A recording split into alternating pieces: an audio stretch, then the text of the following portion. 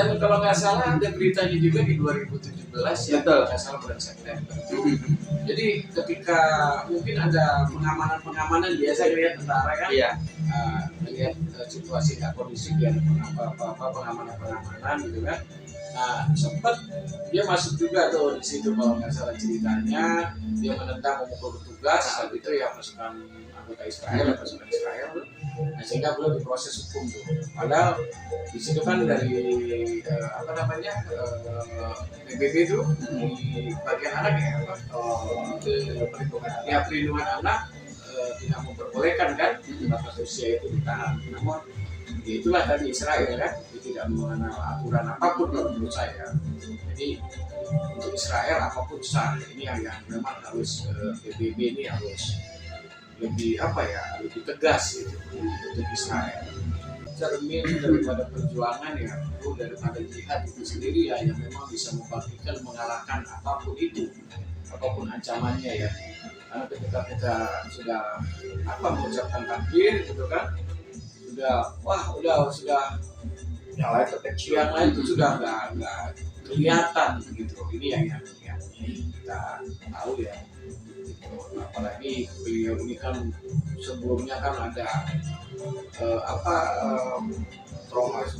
trauma yang membuat dia itu bukan ciut, malah berani, karena dia berpikir satu, yang saudaranya nggak melawan aja dia bunuh. Nah, mendingan ketahuan gua ngelawan, paling tidak dengan apa yang menjadi perjuangan dia itu sampai gitu, walaupun hanya dianggap menyentuh sedikit, tapi ada perlawanan lah, perjuangan dia secara pribadi kepada tentara Israel. Artinya Bang Haji salut lah ya dengan perempuan aktivis. Salut. Kita yang laki-laki aja, khususnya saya belum tentu berani seperti itu. Inilah doa buat pada mereka semua nih yang ada pada sisi yang sekarang ini, yang maaf saat ini kita bisa makan walaupun kekurangan masih bisa kita cari. Nah, kondisi panas, hujan, yang mana kita memang merasakan aduh panas ya, hujan, banjir, tapi masih ada posisi kita berlindung. Namun bagi mereka tidak ada posisi untuk berlindung. Istirahat pun tidak ada.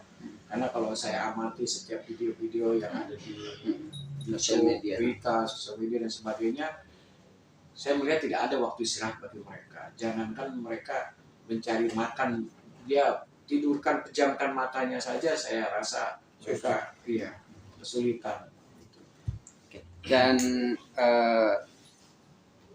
tentang kalau ini update-nya yang beberapa hari yang lalu itu kurang lebih ada kegiatan bisa dibilang kayak aksi lah di Monas. Itu Bang Haji sempat hadir atau seperti apa? Kebetulan kita udah siap-siap mau hadir. Nah, kita acara pagi ya. Ternyata kita harus jalan ke acara kedua. Saya lihat di map lumayan jauh. Jadi saya mau nggak mau, ya udah saya tidak ikut aksi. Tapi saya tetap sampai sore tidak sampai. Tapi saya berdoa apapun itu yang sudah dilakukan oleh saudara kita untuk kemerdekaan, perjuangan dan kebebasan daripada rakyat Palestina itu ya, dengan izin Allah dalam waktu dekat yang membebaskan semua mereka dari siksaan-siksaan yang memang sangat kecil. Mungkin ada doa khusus buat pribadi Bang Haji sama Pak Ustadz untuk masyarakat Palestina saat ini. Ya, doa yang paling penting kepada Allah Subhanahu wa taala, bumi hanguskan kezaliman yang ada dalam Palestina, pertama. Yang kedua, mudah Allah lembutkan hati-hati orang-orang yang ada di dalam Palestina, karena khawatir di dalam perjuangan umat Islam ada yang ingin mengambil manfaat atau memanfaatkan situasi untuk kepentingan pribadi. Dan kita khawatirkan mudah itu semua tidak terjadi. Ya nggak usah jauh-jauh dalam bencana-bencana alam yang ada di Indonesia aja.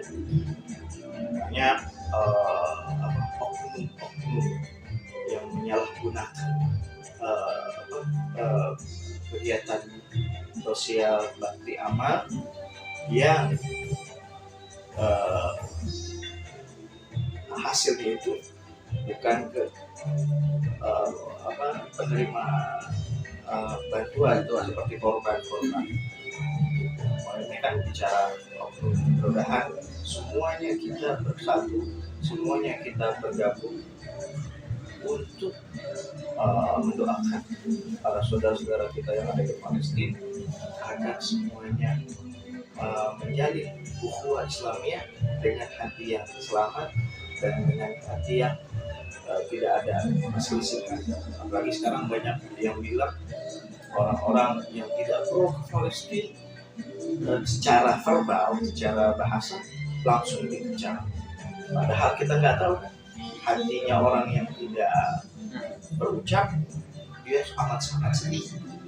Bahkan dia mendoakan setiap malamnya untuk warga negara Palestina agar mereka diberi keamanan, kemudahan, dan kemerdekaan. Ya, kita ngerasain sendiri kan, berapa ratus tahun kita diinvasi sama penjajah, ya kan, makan susah, tidur susah. Bahkan cerita dari kakek saya dulu, kita makannya tuh pakai buldur istilahnya tuh, kayak dedek gitu dicampur, kayak apa rasanya.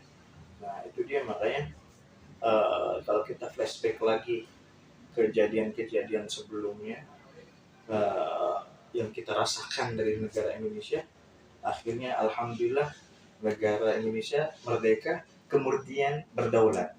Nah sekarang Palestina itu yang saya baca, yang saya ketahui, mereka bernegara tapi tidak berdaulat. Bahkan ada orang-orang yang ingin masuk ziarah ke Aqsa itu harus melewati imigrasinya Israel, nggak bisa langsung.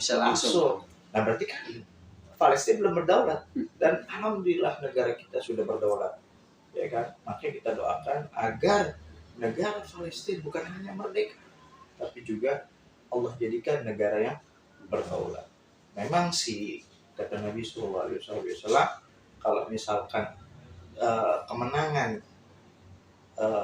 terhadap umat Islam menduduki orang-orang Yahudi, yaitu bisa terjadinya hari kiamat, ya kan begitu. Ya cuman kita nggak tahu nih, apakah nanti masih lama atau sedikit lagi dengan kejadian kayak begini. Bahkan ada yang berspekulasi, oh ini bakal jadi perang dunia ketiga. Ya, kita nggak tahu kan. Yang kita berdoa jangan sampai hal terjadi pada diri kita. Bahkan banyak para sahabat Nabi SAW, kalau Nabi bilang nanti di akhir zaman terjadi banyak pertumpahan darah, itu para sahabat Nabi berdoa, ya Allah janganlah kami dan keturunan kami masuk kepada ranah itu atau zaman itu. Saking mengerikannya gitu. Dan luar biasa sekarang terjadi di negara Palestina. Coba kita bayangin kayak tadi Tio bilang kan, tidur aja susah, ya kan, makan aja nggak nafsu. Bahkan terakhir kemarin tuh saya lihat ada video yang seliweran di TikTok atau di Facebook gitu ya, saya lupa. Itu ada anak kecil tertimbun bangunan, itu lisannya masih berzikir. Luar biasa. Dia tangannya mengangkat ke atas. La haula wala quwwata illa billah. Kalau kayak begitu patut kita contoh. Mereka itu sudah siap untuk berjumpa dengan Allah, bahkan mempersiapkan kematian dengan menyebut nama Allah. Itu buat pelajaran buat kita bagi yang ada di luar Palestina, bahwasanya kejadian kematian itu bukan hanya di Palestina aja, di negara kita juga bisa terjadi kematian, dari mulai anak-anak bahkan sampai dewasa. Makanya saya mengimbau, yuk kuatkan lagi kalbu kita berzikir kepada Allah sebagaimana dicontohkan oleh warga-warga Palestina yang mereka selalu menyebut nama Allah dalam keseharian mereka. Karena apa? Karena cuma satu udah senjata kita sebagai orang Muslim yang berada di luar Palestina itu adalah doa. Dan doa yang paling terbaik adalah doa yang selalu berhubungan dengan atau connecting dengan Allah Subhanahu wa Ta'ala. Kalau kita selalu nyambung menyebut dan mengingat nama Allah Subhanahu wa Ta'ala, dan ini sudah mulai jauh. Memang jihad medsos bagus, tapi alangkah lebih bagusnya lagi, yuk kita kembali kepada jalan Allah, kita mendoakan mereka orang-orang yang ada di Palestina, dengan kita mendekatkan diri kepada Allah. Insya Allah doa kita akan dijawab oleh Allah Subhanahu wa Ta'ala.